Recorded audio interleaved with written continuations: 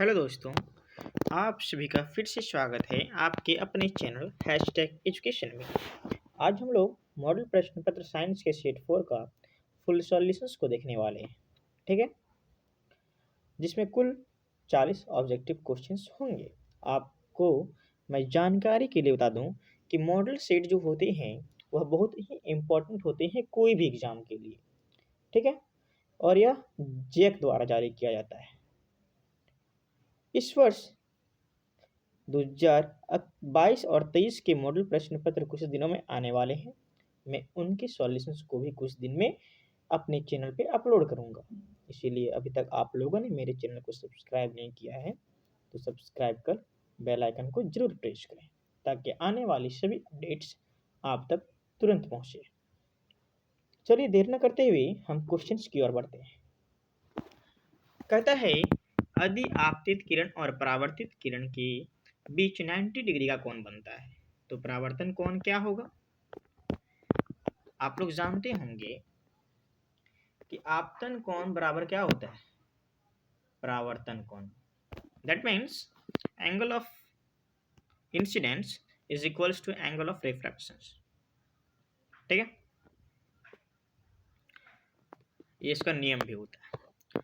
तो angle of incidence कितना है, मतलब आपतित किरण 90 डिग्री है, आपतित कोण जो है 90 डिग्री बन रहा है, तो एंगल ऑफ रिफ्रैक्शन परावर्तित किरण कितना बनेगा? 90 डिग्री बनेगा। ठीक है, कहता है ध्रुव और वक्रता केंद्र को मिलाने वाली रेखा को क्या कहते हैं? ध्रुव और वक्रता केंद्र को मिलाने वाली रेखा को क्या कहते हैं? तो इसको हम लोग क्या कहते हैं? मुख्य अक्ष कहते हैं। ठीक है, कहता है यदि f का मान 16 सेंटीमीटर होता है तो r का मान क्या होगा? ये क्वेश्चन बहुत ही इंपॉर्टेंट है, बार बार हर एक मॉडल सेट में पूछा जाता है। ठीक है, कहता है f का मान 16 सेंटीमीटर है, मतलब f इक्वल्स टू क्या है? 16 सेंटीमीटर। तो हम लोग का फॉर्मूला क्या होता है? f equals to r by 2। तो क्या हो जाएगा? 16 इक्वल्स टू r बाई 2, क्या हो जाएगा? r इक्वल्स टू 16 इंटू 2, मतलब कितना निकल गया? 32 सेंटीमीटर। तो बोलिएगा हाँ सर 32 सेंटीमीटर होगा, बिल्कुल सही है। फिर कहता है किसी अवतल दर्पण में वस्तु को कहाँ रखा गया है जिससे उसका सीधा और आवर्धित प्रतिबिंब बनेगा? तो इसका आंसर जो होगा वह क्या होगा? वह ध्रुव और फोकस के बीच होगा। ये कंडीशंस आप लोगों को जरूर याद करना है। ठीक है, कंडीशंस बहुत ही जरूरी है याद करना, क्योंकि लगभग तो पूछता ही है कंडीशंस। ठीक है, कि कहाँ रखें वस्तु को तो कहाँ प्रतिबिंब बनेगा। उत्तल दर्पण का प्रयोग निम्नलिखित में से किस वस्तु में किया जाता है? तो उत्तल दर्पण का प्रयोग जो है वह गाड़ी के साइड मिरर में करते हैं, बिल्कुल करते हैं। अवतल दर्पण का प्रयोग जो होता है गाड़ी के हेडलाइट में करते हैं, लेकिन उत्तल दर्पण का प्रयोग गाड़ी के साइड मिरर में करते हैं। ठीक है, आगे बढ़ते हैं। कहता है जल में सिक्का डालने पर वह अपनी वास्तविक स्थिति से ऊपर उठा दिखाई देता है। यह एक्सपेरिमेंट आप लोग कीजिएगा कभी, देखिएगा। एक बाल्टी में पानी ले लीजिएगा या फिर कोई चीज़ में एक पानी ले लीजिएगा। ठीक है, उसमें सिक्का जो होता है कोई भी कितनों मतलब रुपया का हो, जरूरी नहीं कि हाँ 100 रुपये का सिक्का भी चला है तो 100 ही रुपया का हो, 1 रुपये का सिक्का हो, 2 रुपये का, कोई दिक्कत नहीं है।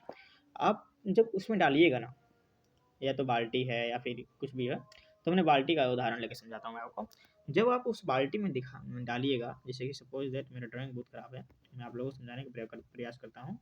ये जो है जो बाल्टी है और ये पानी से भरा हुआ है, क्या है? ये वाटर से भरा हुआ है, जिसको हम लोग क्या कहते हैं? H2O। ठीक है,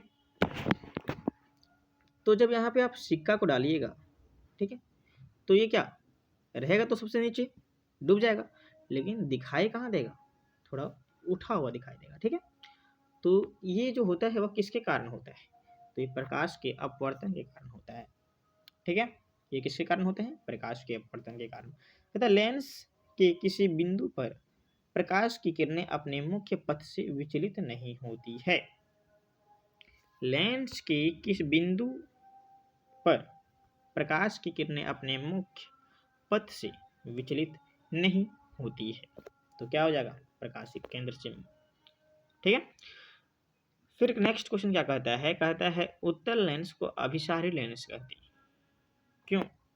क्योंकि उत्तल लेंस में आप जब देखिएगा इस तरह करके, जब भी इधर से जब जितने भी किरण जाते हैं, ठीक है, वह यहाँ से जा करके इस तरह जाएगा, यहाँ से जा करके इस तरह जाएगा। तो ये जो है ना, ये इसी को हम लोग क्या कहते हैं सर? अभिसारी लेंस। क्यों कहते हैं? तो क्योंकि वह एक जगह किरणों को एकत्र कर रहा है, इसीलिए उसको अभिसारी लेंस कहते हैं। नेक्स्ट क्वेश्चन क्या कहता है? नेत्र में जाने वाली प्रकाश की मात्रा का नियंत्रण कौन करता है? तो नेत्र में जाने वाली प्रकाश की मात्रा का नियंत्रण जो होता है वह कौन करता है? वह जो है सिर्फ, वह कौन करता है? तो सर वह इसका आंसर हो जाएगा, वह आंखों की पुतली करता है। ठीक है, कहता है सामान्य नेत्र का निकट बिंदु क्या होता है? 25 सेंटीमीटर। आप 25 सेंटीमीटर से नजदीक अगर आप किसी भी चीज को लिखते हैं, ठीक है, कोई भी चीज का हम उदाहरण देते हैं, तो वह धुंधला टाइप का दिखता है। मतलब इसका जो है निकट बिंदु क्या है? 25 सेंटीमीटर। मानव नेत्र में प्रतिबिंब की प्रकृति क्या होती है? मानव नेत्र में जो होता है प्रतिबिंब की प्रकृति वह क्या होती है? तो इसका आंसर क्या जो होगा, वह होगा उल्टा और वास्तविक होता है। ठीक है, नेक्स्ट क्वेश्चन क्या कहता है? जरा दूरदृष्टिता होने का क्या कारण है? ये जो दृष्टि दोष होता है ना, उसमें आप दोनों चीज को नहीं देख सकते हैं, या तो दूर की वस्तुओं को देखने में परेशानी होगी और सामने की वस्तुओं को भी देखने में परेशानी होती है। ठीक है, तो इसका होने का कारण आखिरकार क्या है? तो इसका होने का कारण, जो मुख्य कारण है, वह कारण है समंजन क्षमता का घट जाना।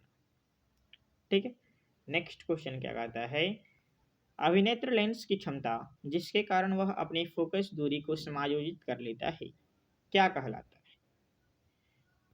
वह उसकी समंजन क्षमता कहलाती है। नेक्स्ट क्वेश्चन क्या कहता है? निम्नलिखित में से कौन सी रासायनिक अभिक्रिया संतुलित है? हम लोग केमिस्ट्री में आ चुके हैं, आइए मिलाते हैं कौन सी रासायनिक अभिक्रिया संतुलित है। ठीक है, देखते हैं, आइए। इधर Fe है 1, इधर है 3, नहीं होगा, खत्म हो गया ये वाला। ठीक है, इधर Fe3 ऑक्सीजन, नहीं, खत्म हो गया ये। Fe3, ठीक है, 4H2O 4H2 और O4। ठीक है, देखिए आप इसको गौर से देखिए, 4H2 है ना, यहाँ पर भी 4 है, ये मतलब सही है। ठीक है, नेक्स्ट, दिए गए समीकरण में किस पदार्थ का उपचयन हो रहा है? यह भी मैंने शीट 3 में भी था ये क्वेश्चन। तो उपचयन का मतलब आखिरकार क्या होता है? जिसमें ऑक्सीजन की वृद्धि हो रही हो। और अपचयन का मतलब होता है जिसमें ऑक्सीजन का ह्रास हो रहा हो। ठीक है, तो आइए देखते हैं इसमें किसमें वृद्धि हो रही है, किसमें ह्रास हो रही है। देखिए H2 के पास ऑक्सीजन नहीं थी रिएक्शन के पहले, रिएक्शन के बाद उसके पास ऑक्सीजन आई, मतलब इसमें क्या हो रहा है? उपचयन हो रहा है। क्या हो रहा है? उपचयन हो रहा है। ठीक है, और देखिए आप CuO के पास O है, ऑक्सीजन है, जबकि रिएक्शन के बाद उसके पास नहीं है, तो इसमें अपचयन हो रहा है। क्या हो रहा है? अपचयन हो रहा है। ठीक है, तो सर इसमें क्या हो जाएगा आंसर? H2 प्लस H2 और CuO। ठीक है,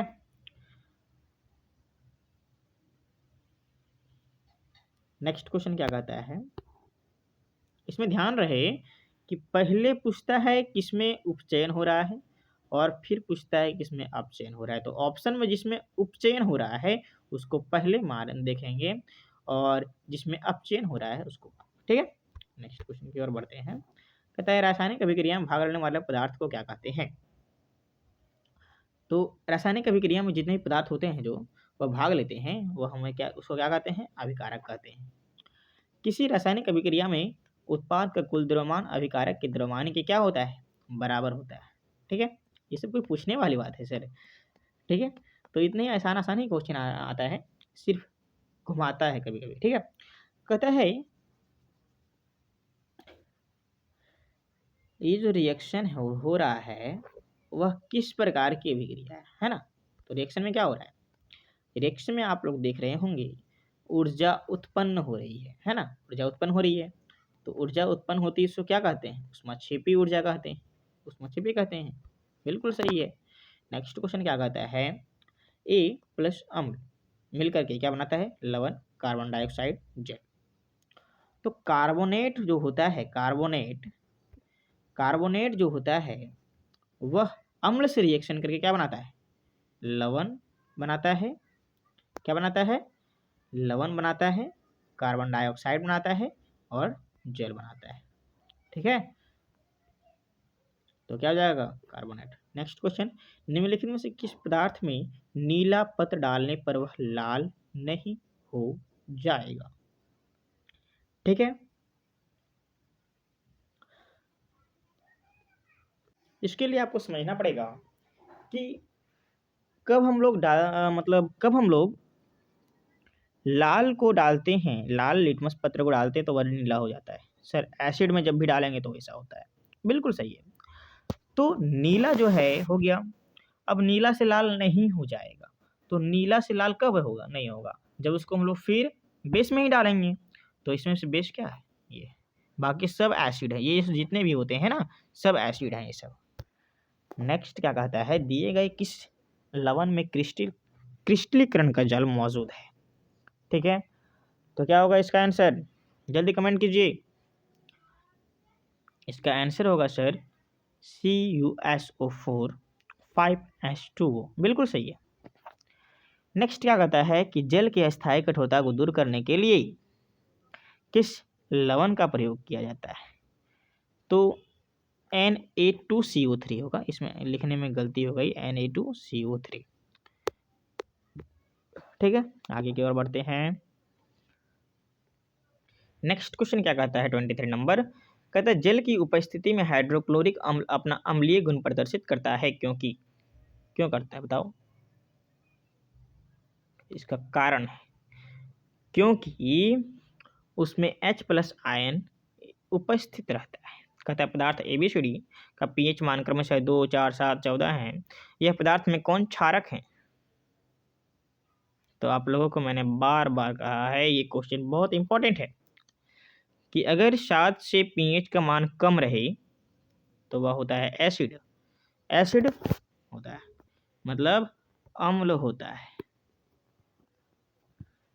ठीक है, और अगर pH 7 से ग्रेटर देन 7 रहता है, अगर 7 से ज़्यादा रहती है तो वह बेस कहलाता है, अर्थात क्षारक कहलाता है।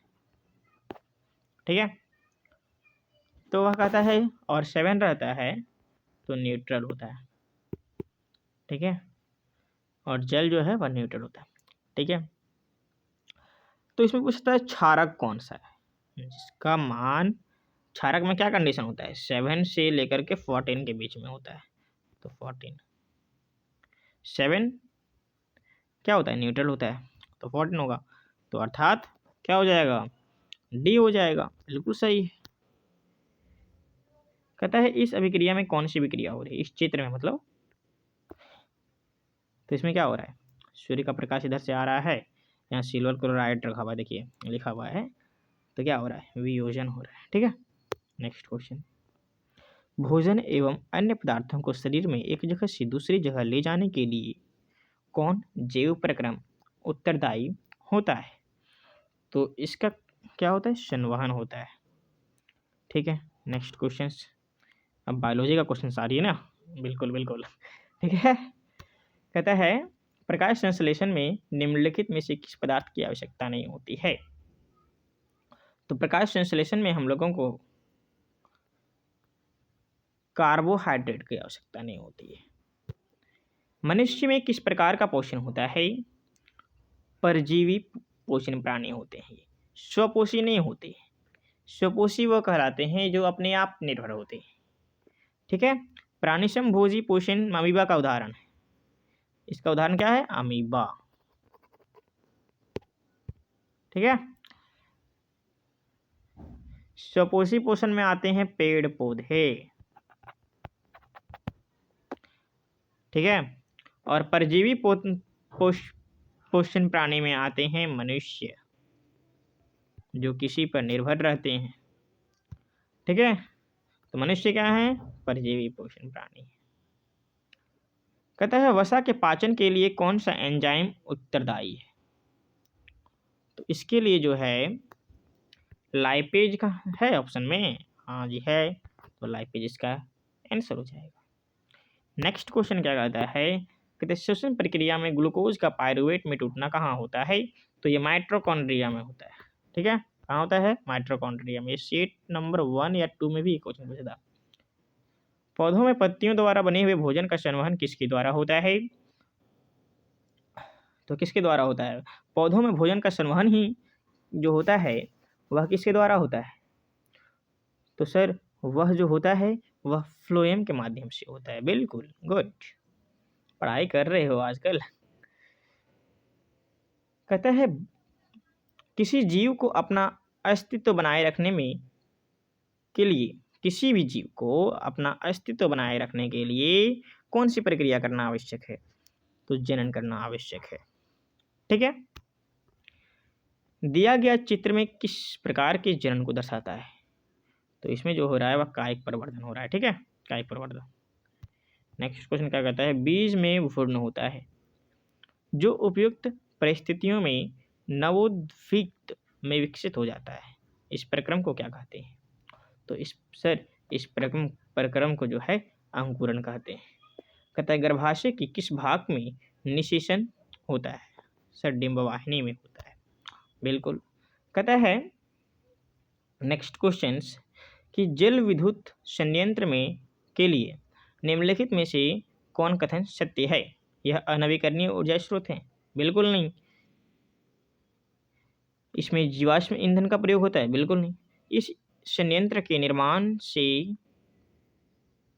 ये नहीं होगा, ये नहीं होगा। ठीक है। इस संयंत्र के निर्माण से पारिस्थितिक तंत्र को नष्ट हो जाता है। बिल्कुल ये सही है। ठीक है, ये सही होगा, यही इसका आंसर होगा मतलब। ठीक है, नहीं समझ में आ रहा है तो समझ में आ जाएगा। ठीक है, बिल्कुल इसी तरह के क्वेश्चन आने वाले हैं, इसीलिए आप लोग टेंशन ना लें, सिर्फ पढ़ाई करें, मन लगा के पढ़ाई करें। ठीक है। तो सौर सेल के उपयोग में क्या सीमाएं हैं? तो सौर सेल जो होता है वह बहुत महंगा होता है। आप सोचोगे कि हम सौर क्यों लाइन का उपयोग करेंगे, क्यों बिजली बिल भरेंगे, हम तो सौर ऊर्जा से ही कर लेंगे काम। लेकिन वह क्या होता है, सोलर प्लेट लगाना पड़ेगा और इसके लिए वह बहुत महंगा होता है। ठीक है, तो क्या हो जाएगा इसका आंसर? यह अत्यधिक महंगा होता है। ठीक है। नेक्स्ट क्वेश्चन क्या कहता है? कहता है नाभिकीय ऊर्जा के उपयोग की क्या सीमाएं हैं? तो नाभिकीय ऊर्जा के उपयोग की जो सीमाएं हैं वह क्या है? यह इसमें यूरेनियम होता है। इसमें नाभिकीय ऊर्जा का उपयोग विद्युतीय उत्पन्न करने के लिए किया जाता है। नाभिकीय विखंडन से उत्पन्न कार्बन परमाणु के दहन से उत्पन्न ऊर्जा की तुलना में बहुत अधिक होता है। नाभिकीय अपशिष्ट का भंडारण की समस्या, ये सही होगा। ठीक है। कहता है नेक्स्ट क्वेश्चन में निम्नलिखित में से कौन ऊर्जा स्रोत का उपयोग करना पर्यावरण के लिए सबसे अच्छा है? तो आप लोग घर में खाना अभी जो बनाते हैं वह एलपीजी कैसे बनाते हैं, क्योंकि यह प्रदूषण नहीं फैलाता है। नेक्स्ट क्वेश्चन क्या कहता है? निम्नलिखित में से किस विद्युत संयंत्र में जीवाश्म ईंधन का प्रयोग होता है? तो तापीय विद्युत संयंत्र में जीवाश्म ईंधन का प्रयोग होता है। बहुत बहुत धन्यवाद, फिर मिलते हैं नेक्स्ट मॉडल सेट में। तब तक के लिए गुड बाय।